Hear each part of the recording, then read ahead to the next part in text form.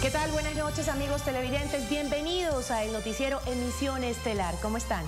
¿Qué tal? ¿Cómo están, amigos? La ola de inseguridad en Guayaquil ha llevado a las autoridades a intentar frenar radicalmente los índices de violencia. Les recordamos que este informativo es retransmitido por Radio América, 93.3 en Guayaquil FM y 104.5 FM en Quito.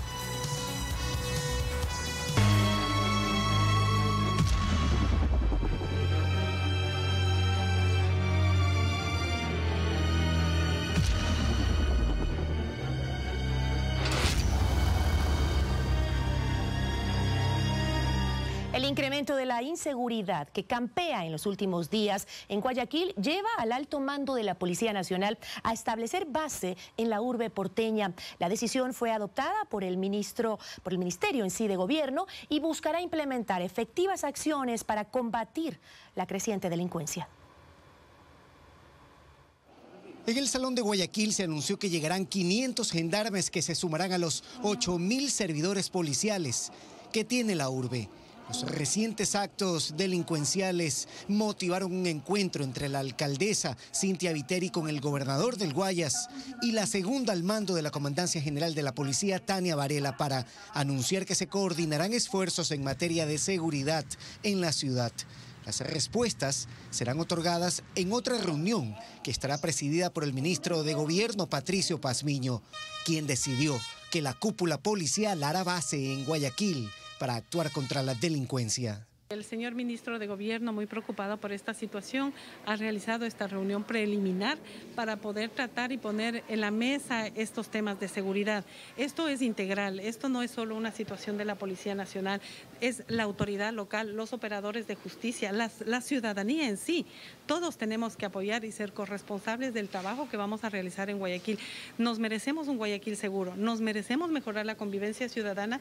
La seguridad es una materia fundamental que va a tener que tratar el nuevo ministro de Gobierno, reconoció la alcaldesa de Guayaquil, para aclarar que, aunque la competencia es del gobierno, desde la ciudad tienen todas las herramientas y el apoyo del municipio. Lo que está sucediendo en la ciudad de Guayaquil es gravísimo en materia delincuencial. Grave, muy grave. La mayoría de las muertes que se han dado, según datos de la Policía Nacional, están relacionados con sicariato por recuperación de territorio en materia de narcotráfico.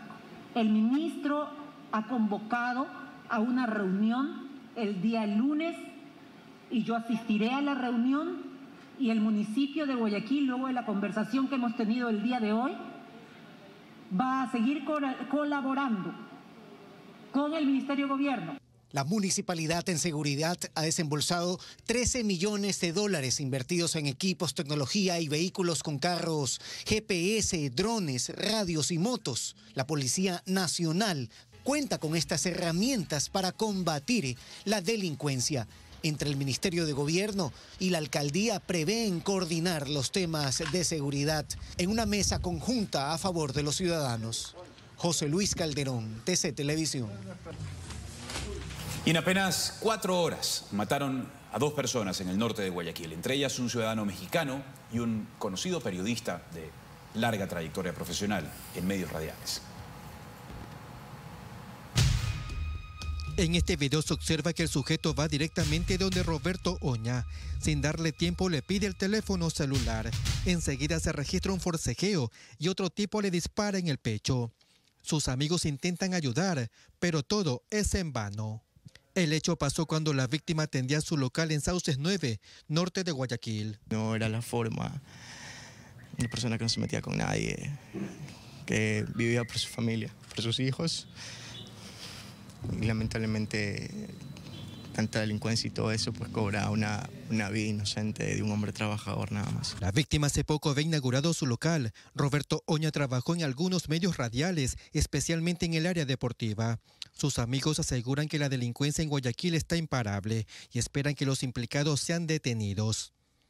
Ya es indignación, lo único que están esperando es que vuelvan las épocas malas para volver a hacer que este país por lo menos salga adelante y quemarlos vivos, porque no hay otra palabra más. La gente que coja justicia con su propia mano. Las autoridades les pedimos mano dura con la delincuencia, que nos vengan a resguardar aquí, que los policías en moto se metan por las peatonales. Y cruzando la calle, un mexicano fue acribillado en su carro. Sucedió cuando salía de un restaurante que está ubicado en Sauces. La productividad que nosotros hemos tenido últimamente en lo que respecta a la incautación de droga, sobrepasando todas las expectativas que se tenía en este año, también son el resultado que tenemos aquí en la ciudad de Guayaquil y en las ciudades donde hemos incautado estas drogas, con las muertes violentas que están muy vinculadas a estos hechos. El crimen del extranjero y del periodista sucedió en menos de 4 horas en Guayaquil. La tecnología es fundamental y eso es lo que nos permite a nosotros identificar a los autores, cómplices y encubridores de un hecho delictivo. Hasta el momento en la zona 8, que comprende Guayaquil, Durán y San Borondón, se contabilizan 338 muertes violentas. Jorge García, TC Televisión. Y hay más, porque en menos de 48 horas se registran 3 crímenes en Guayaquil. La cadena de violencia no se detiene en la ciudad. Veamos las cifras de los homicidios cometidos en la reciente semana. Con la muerte del periodista, Guayaquil cerraría una semana con 3 víctimas mortales en menos de 48 horas. Los asesinatos no han parado. La noche del domingo 22 de noviembre, una adulta mayor, identificada como Olga Andrea Villalba Ruiz, de 68 años, fue asesinada dentro de su casa en las calles Rosendo Avilés y la 38, en el batallón del suburbio. 2 sujetos la habrían maniatado, al parecer para robar sus pertenencias. El lunes, efectivos de la Marina que patrullaban el estero Salado divisaron el cadáver de un adolescente de 16 años flotando en las aguas del estero, cerca de la playita del Guasmo. Sus familiares habrían reportado su desaparición. Tenía señas de violencia en su cuerpo y por consumo de drogas. El martes, un comerciante identificado como William Giovanni Toral Mejía fue asesinado de varios disparos en el sector de las calles Maldonado y Guerrero Martínez, en el suroeste de Guayaquil. Un hecho criminal motivado por algún tipo de venganza. No hubo sustracción de pertenencias personales. Un hombre con antecedentes penales fue asesinado con varios disparos la noche del miércoles en el norte de Guayaquil. Según testigos, los sicarios huyeron en una furgoneta. El crimen ocurrió en la ciudadela Sauces 3.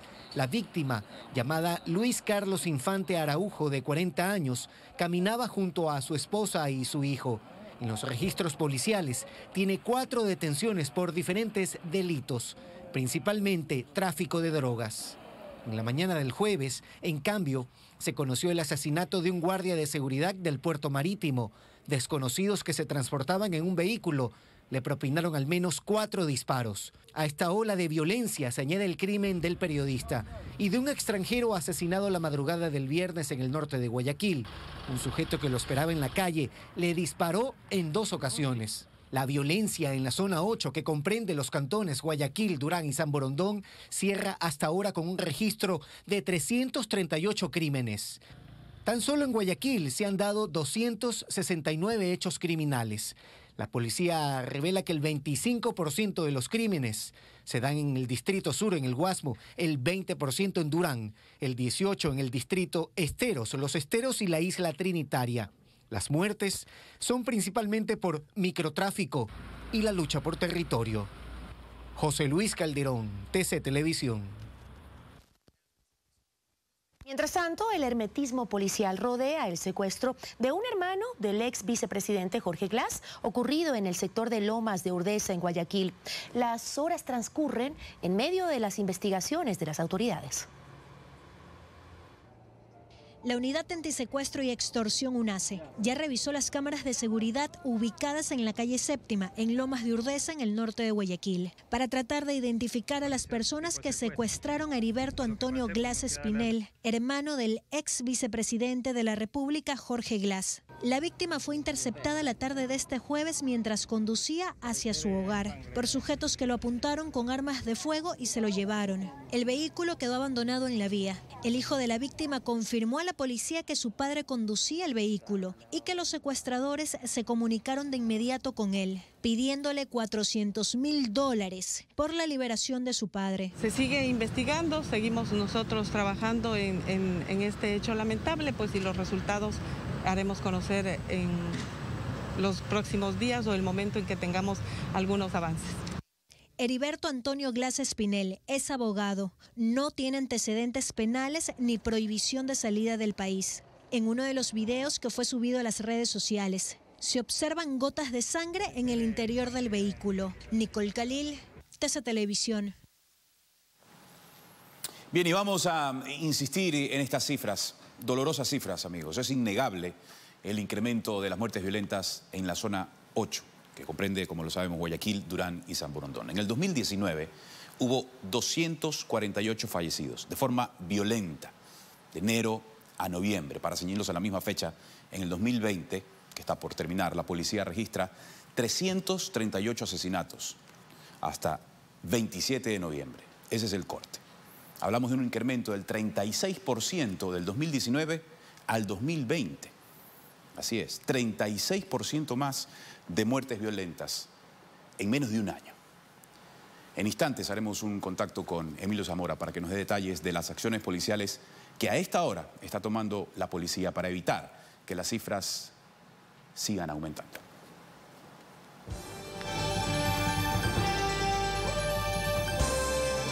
Allanan dependencias del Cuerpo de Bomberos en el Cantón Daule, en la provincia del Guayas, después de las conclusiones de Contraloría, en donde se afirma que existió un contrato con sobreprecio durante la pandemia.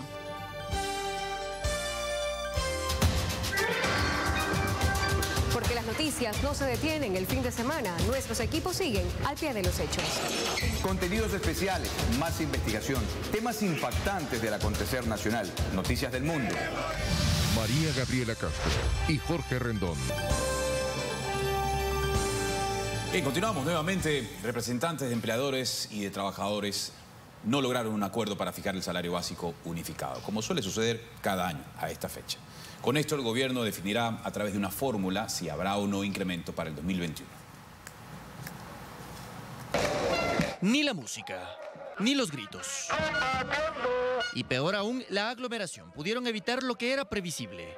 Trabajadores y empleadores un año más no lograron un acuerdo sobre un eventual incremento del salario básico. Ciertos grupos no quieren entender. Mantengamos los $400. Era previsible porque las propuestas que tenían eran totalmente opuestas.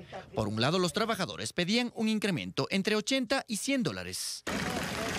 Mientras los empresarios decían que no debe existir aumento por la pandemia, al menos en los próximos 3 años. Y que del sector empleador también acerque una propuesta que sea coherente. En la reunión los trabajadores hicieron un último intento por alcanzar el tan anhelado aumento. Bajaron su propuesta a $20, pero poco sirvió. Y como ha sucedido en los últimos años, no hubo acuerdo entre trabajadores y empleadores y ahora será el gobierno quien tome una decisión a través de una fórmula que implementó el Ministerio de Trabajo. Hay que reactivar la economía y reactivar la economía significa poner dinero en las manos de la gente para que consuma. Abajo se enteraron que no hubo acuerdo y con ello los gritos se acabaron. Pusieron la música en pausa hasta conocer la decisión del ministerio el lunes. ¡Somos trabajadores eléctricos! Uno de los escenarios es que el sueldo básico se mantenga en $400. Cristian Hidalgo, TC Televisión. El Pleno del Consejo Nacional Electoral aprobó el nuevo reglamento de control y fiscalización del gasto electoral, que servirá para verificar el origen, uso y destino de los fondos de campaña. La publicidad en redes sociales también debe ser reportada por las organizaciones políticas. Este reglamento recoge que la promoción electoral que se da en radio, prensa escrita, televisión, vallas y medios digitales solo pueden ser financiados con fondos que otorga el Estado ecuatoriano. Mientras tanto, que los artículos promocionales y los costos de publicidad en redes sociales, repito, los costos de publicidad en redes sociales ahora sí deberán ser reportados dentro del gasto electoral realizado con fondos privados. Y en otro tema, el Banco Central del Ecuador recibió una certificación ISO de gestión antisobornos en un acto que se desarrolló en el Palacio de Carondelet con la presencia del presidente Lenín Moreno. Durante su intervención, el presidente Lenín Moreno resaltó la importancia del reconocimiento obtenido por el Banco Central del Ecuador. Es muestra de la lucha que el gobierno ha emprendido en contra de la corrupción. Debemos atacarla desde todos los frentes. El gobierno Juntos ecuatoriano debemos erradicarla de una vez por todas. Juntos debemos sembrar un futuro de honestidad y transparencia. Esa entidad financiera recibió la certificación ISO de gestión antisobornos por parte de una empresa especializada con presencia en 12 países. Es un orgullo que sea nuestro banco, el Banco Central del Ecuador, el primero en la región. Óigase bien, el primero en la región que lo obtiene. Para alcanzar el reconocimiento, el Banco Central tuvo que superar 2 auditorías, una interna y otra externa. Creamos políticas y todo un sistema de gestión antisoborno que ha sido debatido y construido por todas y todos los que formamos parte del Banco Central. Al obtener esta certificación, el Banco Central del Ecuador ha ratificado su compromiso con la transparencia. En el proceso se establecieron roles y responsabilidades en todas las áreas y se realizó la identificación de riesgos de sobornos. El acto de entrega de la certificación se cumplió en el Palacio de Carondelet. Alberto Luna, TC Televisión.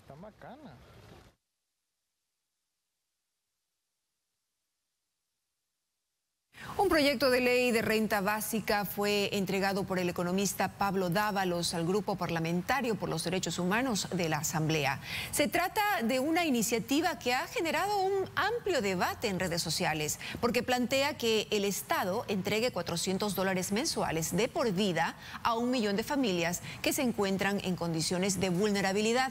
Dávalos explicó que estos recursos servirán para cumplir los costos de los servicios básicos y mejorar su calidad de vida. Las críticas se han generado porque si dichas familias prosperan, de igual forma seguirán recibiendo la ayuda mensual. El gobierno ecuatoriano y la Clínica Universidad de Navarra suscribieron un convenio pionero para el tratamiento de pacientes oncológicos. La vicepresidenta María Alejandra Muñoz lideró el evento. Trasplante de médula ósea, radioterapia, prontoterapia y tratamiento de tumores óseos son, entre otras, las bondades de este convenio que permitirá acceder a los pacientes oncológicos pediátricos y adultos del país. Es un convenio que incluye herramientas efectivamente médicas, desarrollo tecnológico, investigación y que incluye profesionalización y humanización del servicio público. Y también se amplía a otras áreas de tratamiento de niños con enfermedades catastróficas sin opción de tratamiento en Ecuador. El 50% de las derivaciones que la red de salud pública realiza al exterior van a la Clínica de Navarra.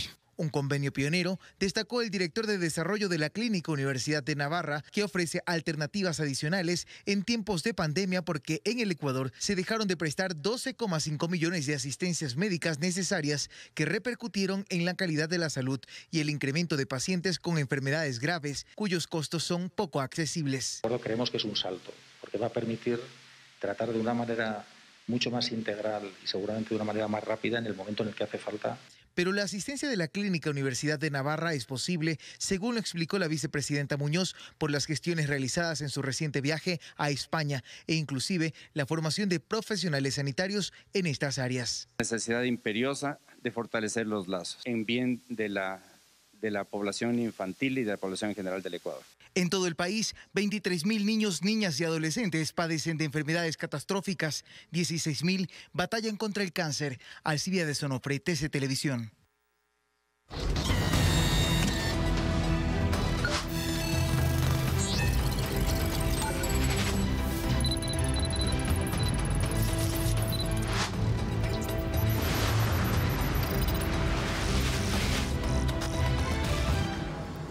Más de 4 años ya del terremoto que azotó las provincias de Manabí y Esmeraldas. Cientos de familias aún esperan la entrega de viviendas prometidas. El informante indagó las irregularidades de las contrataciones para la edificación de las soluciones habitacionales realizadas por el gobierno anterior, que hasta ahora no permiten que los damnificados puedan acceder a un techo seguro. Este domingo en El Informante les contaremos los problemas que afrontan los afectados. Un avance. En Manabí, a casi 5 años del terremoto del 16 de abril, faltan casas por entregar. Hay quienes aún viven en carpas. Ahorita ya se viene el invierno y estamos mal en esas carpas. En el cantón Pedernales, el Midubi consideró la construcción de 250 viviendas en el reasentamiento Nueva Chorrera, pero apenas se entregaron 160. El alcalde de Pedernales, Óscar Arcentales, reconoce que en el cantón hay un problema grave de vivienda. Los planes de vivienda que tuvo la buena intención el gobierno respectivo de construirla no han sido culminados. Tenemos el plan de vivienda de La Chorrera que aún faltan alrededor de 50 soluciones, ¿no? Hay mucha gente todavía viviendo en carpa. Pedernales no es el único que presenta problemas. A 50 kilómetros queda Jama, un cantón de más de 23.000 habitantes. El alcalde Robert Castro denuncia que aún no han completado la entrega de más de la mitad de las construcciones habitacionales. Mire, en Jama nosotros teníamos claro, eran 1.300 viviendas las que había que reconstruir o construirlas, pero apuradamente se llegó a unas 600 viviendas. Si usted se remite a los registros que tiene el Midubi, no va a encontrar más de esos números. Entonces significa que el otro 50% todavía está en espera. Según los alcaldes de estos dos cantones, los fondos de la reconstrucción elaborados por el gobierno pasado, luego del terremoto, fueron priorizados en algunas obras que no eran necesarias. Se lo contamos este domingo en un nuevo especial del Informante. Domingo a las 21 horas, recuerde, El Informante, el programa de investigación de TC Televisión con la dramática situación de miles de familias de Manabí damnificadas del terremoto del 2016 que aún esperan una casa.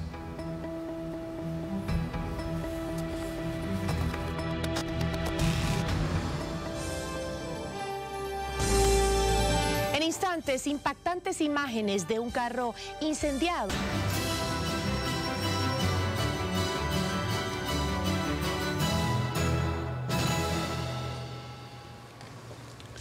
Seguimos informando en el ámbito internacional. En Venezuela, más del 70% de los habitantes de los barrios humildes de Caracas disminuyó el consumo de alimentos. Una encuesta realizada por la Asamblea Nacional entre el 15 y el 18 de noviembre mostró el agravamiento de la crisis alimenticia en el último mes en el país petrolero.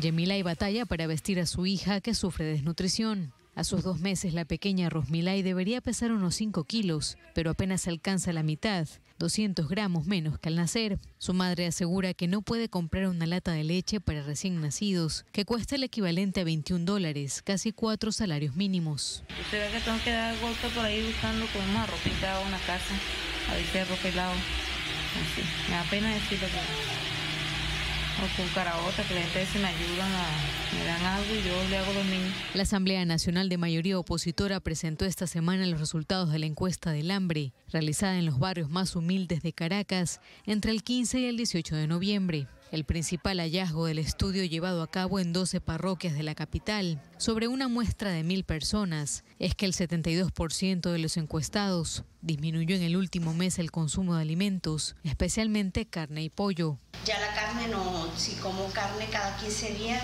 es un milagro.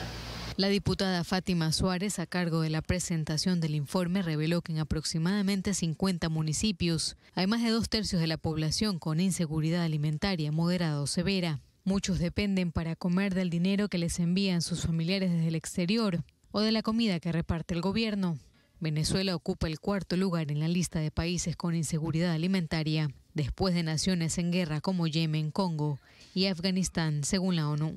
Pamela Montilla, TC Televisión. Advierten que cerca de 60.000 estadounidenses podrían morir de COVID-19 en las próximas 3 semanas. Los detalles en el siguiente resumen de Noticias Internacionales. Hackers de Corea del Norte habrían intentado acceder en las últimas semanas a los sistemas informáticos de AstraZeneca, revelaron a la agencia Reuters 2 personas con conocimiento del asunto, en un momento en que la farmacéutica británica ultima el desarrollo de su vacuna contra el COVID. Los hackers se hicieron pasar por reclutadores de LinkedIn y WhatsApp para proponer a los trabajadores de AstraZeneca falsas ofertas de trabajo. Si bien los tratamientos para el coronavirus han mejorado considerablemente y todo parece indicar que la vacuna está a la vuelta de la esquina, los números en cuanto a la pandemia no son alentadores en Estados Unidos. Los Centros para el Control de Enfermedades hizo el terrible pronóstico de que 60.000 personas podrían fallecer en las próximas 3 semanas, basándose en los números de los últimos 7 días. Rusia empezó a vacunar con su Sputnik 5 a sus militares contra el nuevo coronavirus. Hasta ahora más de 2.500 uniformados han recibido la dosis y el número llegará a 80.000 antes de fin de año. En total, más de 400.000 militares serán vacunados en el marco de esa campaña lanzada de conformidad con una orden del presidente Vladimir Putin. El jefe del Estado Mayor de Irán advirtió que una terrible venganza se abatirá contra quienes se hallan detrás del asesinato este viernes cerca de Teherán del principal científico nuclear del país, Mohsen Fakhrizadeh, señalado como cabeza del plan de armas nucleares de Irán. Su crimen ha desatado la furia de autoridades iraníes que culpan a Israel y puede elevar las tensiones en Medio Oriente. La paliza propinada por policías a un hombre negro en París, que dejó consternado al presidente Emmanuel Macron, reabrió este viernes en Francia un debate sobre el racismo y la violencia policial, en plena polémica por un proyecto de ley sobre seguridad. Los 4 agentes que agredieron al productor musical negro fueron detenidos para ser interrogados. Pamela Montilla, TC Televisión. Nuevamente una tragedia golpea a migrantes de Ecuador en los Estados Unidos. En las últimas horas los compatriotas Olger Armijos, de 35 años, y Heraldo Solano, de 41, oriundos del Austro, murieron en un violento accidente en Connecticut. El auto en el que iba se impactó contra un camión. Las autoridades ya están investigando este suceso.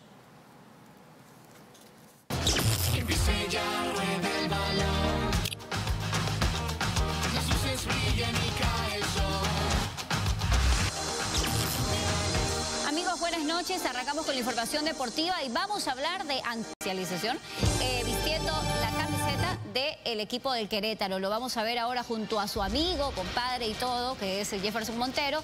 Ya se hizo oficial y pues ahora es nuevo jugador de México.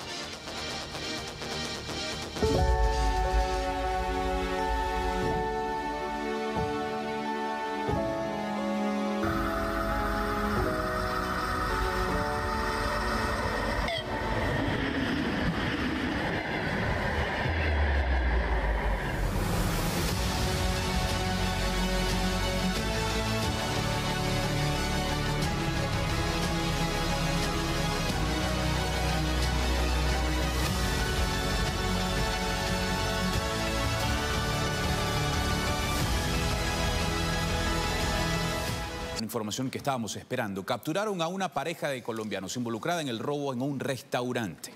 Los extranjeros casi fueron linchados al ser confundidos con la denominada pareja del terror.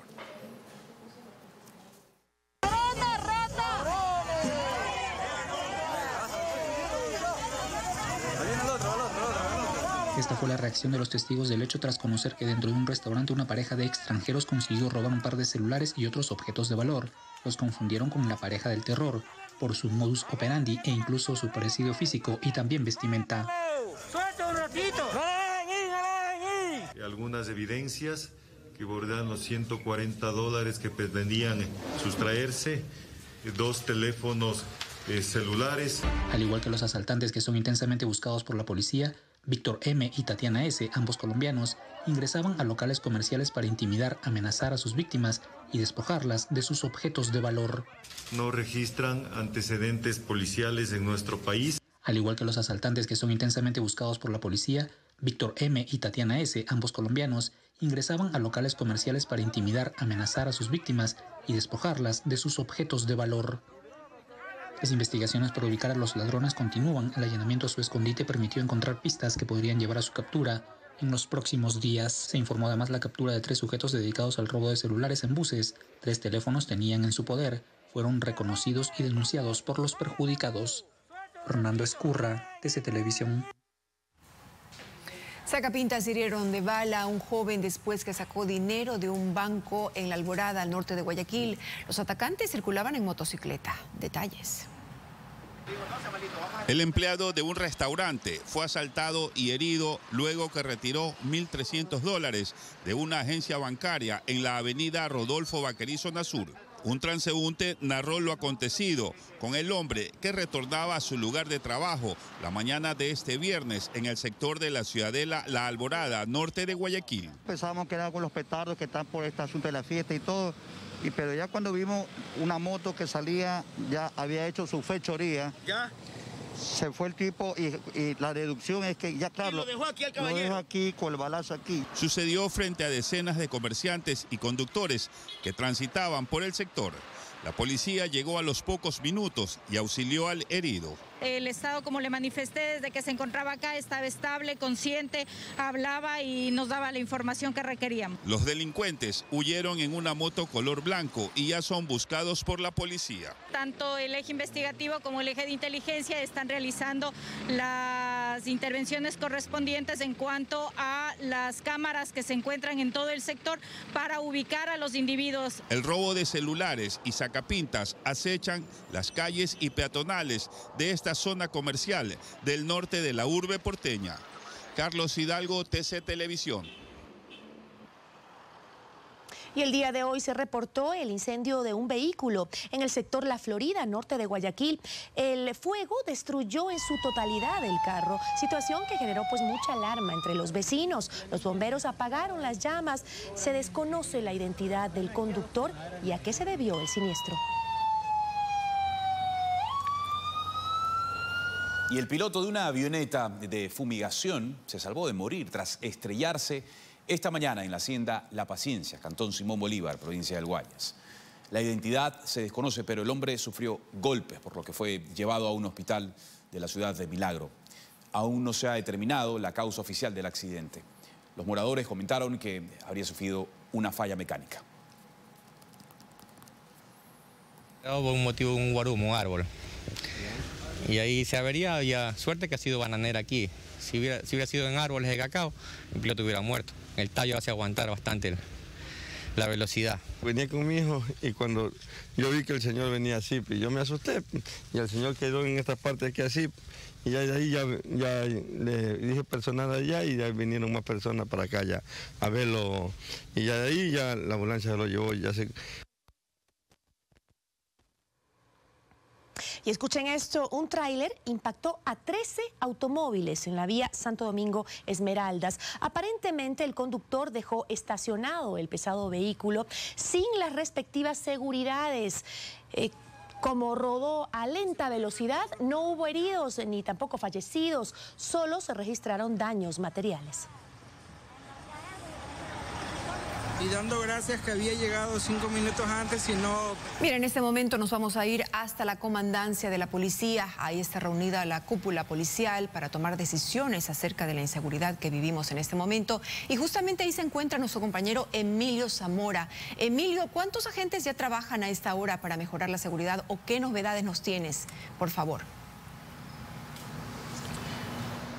¿Cómo estás? Bueno, entre las novedades que se registran ahora mismo mientras estamos en vivo y en directo es que ha terminado una reunión muy pero muy importante con los comandantes de los 12 distritos precisamente para empezar a hacerle frente o continuar tratando de hacerle frente a la delincuencia, a esta ola de lampa que ha sacudido a Guayaquil en los últimos 3 días, ¿no? Aquí estoy con la subcomandante general de la Policía Nacional que nos cuenta un poco cuáles han sido los resultados de esta reunión y qué es lo que van a hacer a lo largo de los próximos minutos, de las próximas horas. Bueno, al momento ya se encuentran ya los dispositivos en la ciudad. Tenemos dispositivos en cada distrito de acuerdo a los lugares que se han establecido, los micrositios de mayor influencia delictiva.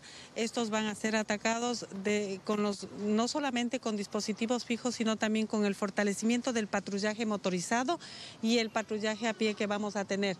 Además de esto, los puntos de martillo, donde ya los patrulleros van a salir de sus UPCs y vamos a ubicarles en lugares visibles para que pueda la ciudadanía observar y saber en qué sitios podemos contar con vehículos, con patrulleros, fortaleciendo la seguridad y el trabajo en territorio. ¿Cuál es el diagnóstico de la policía en este momento, luego de conocer esta ola, ¿no?, de delincuencia que se ha registrado en la Perla del Pacífico? ¿Cuál es el diagnóstico de ustedes? no darle tregua a la delincuencia, no nos pueden ganar ellos esta batalla, vamos a fortalecer. Mañana están viniendo aproximadamente 130 hombres tácticos acá a la ciudad de Guayaquil, esto quiere decir las unidades del GIR y el GOE, los cuales van a fortalecer sobre todo los territorios del Distrito Modelo y Distrito 9 de Octubre.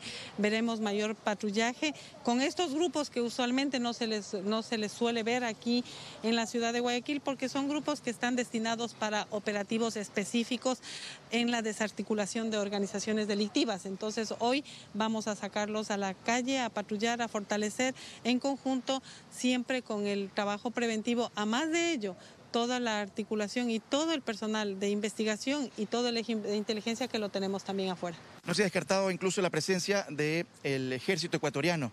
Si no se la ha descartado, pregunto, ¿existe tal vez el número de los efectivos que podrían llegar hasta acá a la ciudad?